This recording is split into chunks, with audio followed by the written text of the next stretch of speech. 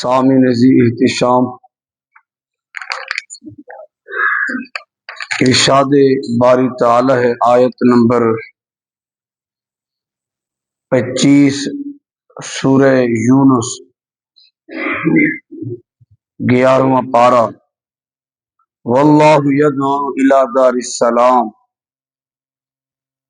اللہ رب العزت سلامتی والے گھر کی طرف بلاتا ہے۔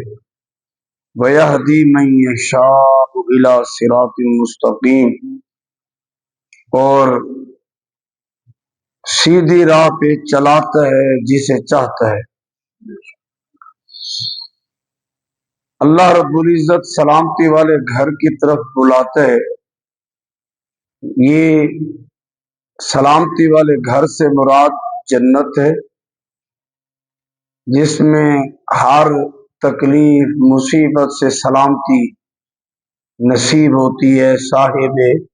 جنت کو، جنتی آدمی کو۔ اور اللہ رب العزت حضور نبی کریم صلی اللہ علیہ وآلہ وسلم کے ذریعے جنت کی طرف بلاتے ہیں۔ چنانچہ بخاری شریف کی وہ حدیث پاک جو آپ سماعت فرماتے رہتے ہیں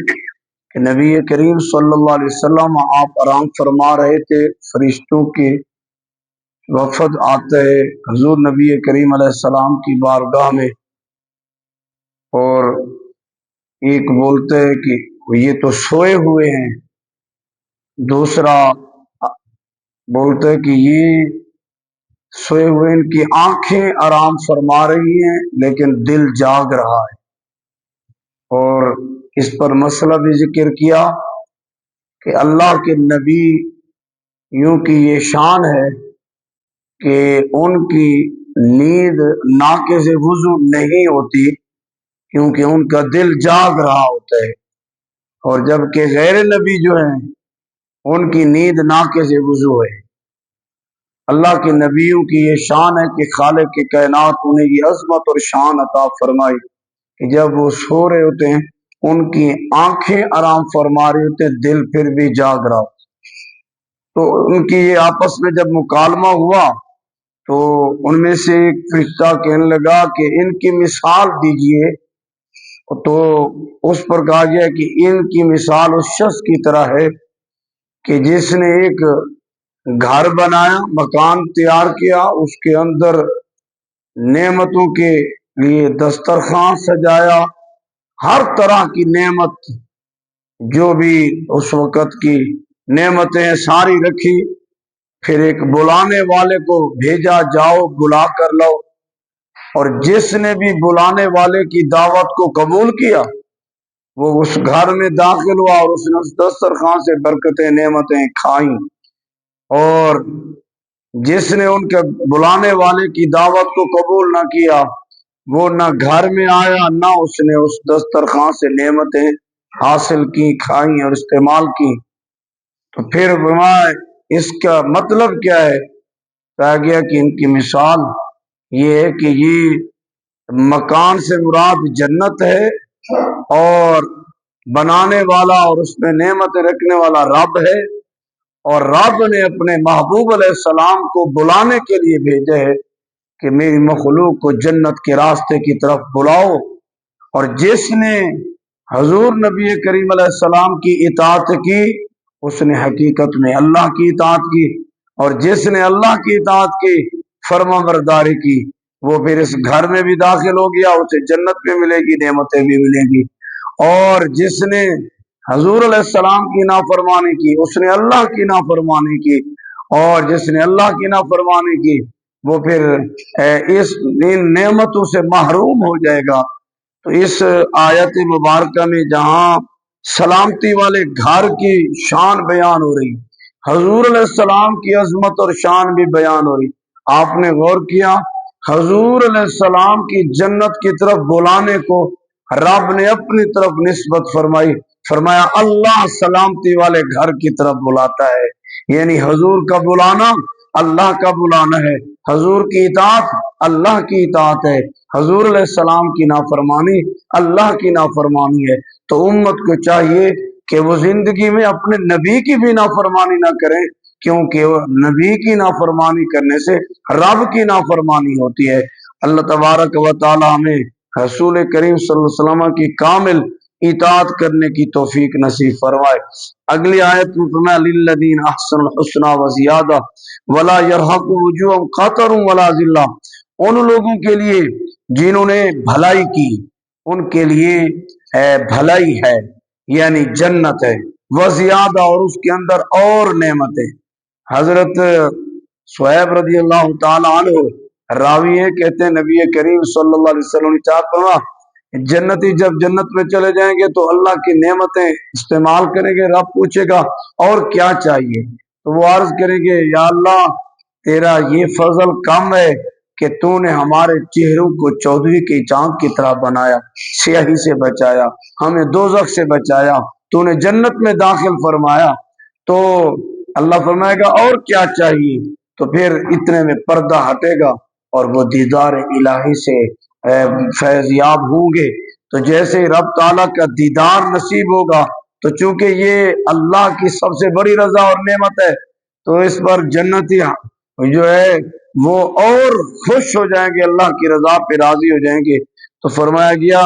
وزیادتن، جو جنت کے اندر زیادہ انعام ملے گا، اس سے مراد رب تعالیٰ کا دیدار ہے۔ ولا یرہق وجوہہم قتر ولا ذلہ، جنتوں کی نشانی کیا ہوگی؟ فرمایا ان کے چہرے پر سیاہی نہیں چھائی ہوئی ہوگی، ولا ذلہ، اور نہ ہی ان کے چہروں پر ذلت ہوگی، یعنی ان کے چہرے مسکراتے ہوئے حشاش بشاش اور چودھویں کی چاند کی طرح چمک رہے ہوں گے۔ اور قرآن مجید میں بھی ہے کہ یوم تبیض وجوہ وتسود وجوہ، اس دن کچھ کے چہرے سفید ہوں گے اور کچھ کے چہرے سیاہ ہوں گے، اور جن کے چہرے سفید ہوں گے وہ جنتی ہوں گے اور جن کے چہرے سیاہ ہوں گے وہ دوزخی ہوں گے۔ فرمایا اولئک اصحاب الجنہ، جن کے چہروں پر نہ سیاہی چھائی ہوئی ہوگی نہ ذلت، یہ جنتی ہیں، ہم فیہا خالدون، وہ اس میں ہمیشہ رہیں گے۔ اور دوسرا فرمایا والذین کسبوا السیئات جزاء سیئۃ بمثلھا، وہ لوگ جنہوں نے برائی کی یا برے کام کرتے رہے ان کی سزا بھی اسی جیسی ہوگی۔ جو برے اعمال کرتے پھر امید لگائے کہ جناب مجھے جنت نصیب ہوگی، یہ اس کی بھول اور غفلت ہے کہ جیسا بوؤ گے وہی کاٹو گے، اور جو زندگی کے اندر انسان نے کام کیے ہیں تو اس کا کل قیامت کے دن وہی صلہ ہوگا۔ اسی لیے کہا کہ دنیا کی زندگی کو غنیمت سمجھتے ہوئے اللہ رب العزت کی احکامات پہ عمل پیرا ہو کر بندہ نیکی کے کام کرتا رہے تاکہ قیامت کے دن رسوائی سے بچ جائے۔ فرمایا جو برے اعمال کرتے ہیں ان کی سزا بھی بری ہوگی، وترہقہم ذلہ، اور ان پر ذلت چھائی ہوئی ہوگی، ان کے چہروں پر ذلت ہوگی۔ کیسی؟ فرمایا ما لہم من اللہ من عاصم، اللہ تعالیٰ کی طرف سے اللہ کے عذاب سے انہیں بچانے والا کوئی نہیں ہوگا۔ کانما اغشیت وجوہہم قطعا من اللیل مظلما، گویا کہ ان کے چہروں پر تاریک راتوں کے ٹکڑے پڑے ہوئے ہیں، یعنی تاریک کالی شاہ رات ان پر چھائی ہوئی ہے۔ اولئک اصحاب النار، یہی لوگ دوزخ والے ہیں، ہم فیہا خالدون، اس میں ہمیشہ رہیں گے۔ پہلی آیت میں ایمان والوں کا تذکرہ ہوا اور دوسری آیت میں کافروں کا تذکرہ ہوا کہ کافروں کے چہروں پر سیاہی چھائی ہوئی ہوگی اور ان کے چہروں پر ذلت ہوگی اور وہ ہمیشہ دوزخ میں رہیں گے، اور کفر کا انجام برا ہے۔ آج کل لوگ اپنے دوستی اور غیروں کے ساتھ تعلقات کی بنیاد پر اسلام کے اندر وہ متذبذب ہوئے پھر رہے ہیں، کہتے ہیں وہ بھی تو اللہ کی مخلوق ہیں، اور ایسے ہی علماء کہتے رہتے ہیں کہ جناب وہ جنت میں جائیں گے، بھی علماء نے اپنی مرضی سے توڑا کہا ہے۔ قرآن فرما رہا ہے کہ کافروں کا انجام برا ہے اور ان کے چہروں پر سیاہی چھائی ہوئی ہوگی اور ان کے چہرے پر ذلت چھائی ہوئی ہوگی اور انہیں اللہ کے عذاب سے کوئی بچانے والا نہیں ہوگا۔ قرآن کہہ رہا ہے کہ وہ دوزخی ہیں اور اس میں ہمیشہ رہیں گے۔ تو صاحب ایمان کی ایک شان ہے کہ ایمان کی بدولت اللہ کے فضل و کرم سے آپ بالآخر اپنے اعمال کی سزا بھگت پر اگر گناہ گار ہے تو پھر ضرور آخر میں جنت میں جائے گا۔ تو حدیثوں میں آتا ہے کہ جو ایماندار ہے وہ بھی اپنے گناہوں کے سبب کل قیامت کے دن ان پر بھی کوئی نہ کوئی نشانی ہوگی، اور پھر اپنے ان گناہوں کی سزا بھگت کر پھر اللہ کے فضل و کرم سے جنت ان کا ٹھکانہ اور مقدر ہوگی۔ اگلی آیت جو آیت نمبر 28 ہے، انشاءاللہ العزیز اس کی تشریح اور ترجمہ کل ذکر ہوگا۔ دعا ہے اللہ جل مجد الکریم کی بارگاہ سے کہ رب کائنات ہم سب کی حاضری قبول و منظور فرمائے، قرآن مجید کے نور سے ہمارے سینوں کو معطر اور منور فرمائے۔ بسم اللہ۔